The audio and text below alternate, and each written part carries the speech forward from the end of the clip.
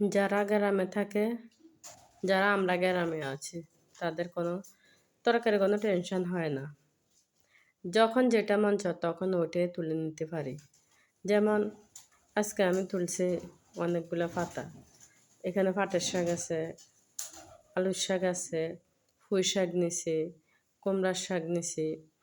তারপর এই সবগুলো মিলেই আপনার একটা তরকারি হয়ে গেছে। সাথে আমি আবার যে যেভাবে বলেন, তবে এটাই সত্য, এটাই বাস্তব যে গ্রামে টোকাটাকে ২-৩ দিন চলা যায়। টোকাটাকে ২-৩ দিন খাওয়া যায়, চলা যায়। এটা কোনো সমস্যা না।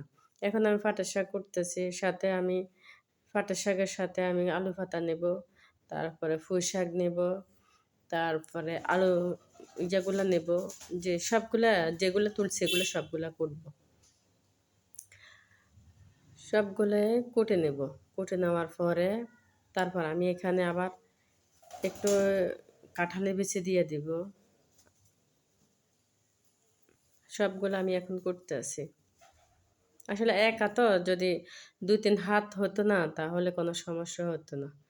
কুটাটা একদম সহজ হয়ে যেত আরকি। তাতে সমস্যা নাই, নিজেরটা নিজে দেখে শুনে আস্তে, আস্তে করতেছি। এটা কোনো ব্যাপার না। সাথে নিছি আমি কয়েকটা কাঁঠালের বিচি। কাঁঠালের বিচিটা আমি এ থেতরায় নিছি। তারপর রান্না করলাম। রান্নাটা আপনাদের সাথে শেয়ার করতে পারি নাই, দুঃখিত। কারণ অনেক ব্যস্ততার ভিতরে আমি এটা তাড়াতাড়ি করে করছি। ধন্যবাদ সবাইকে।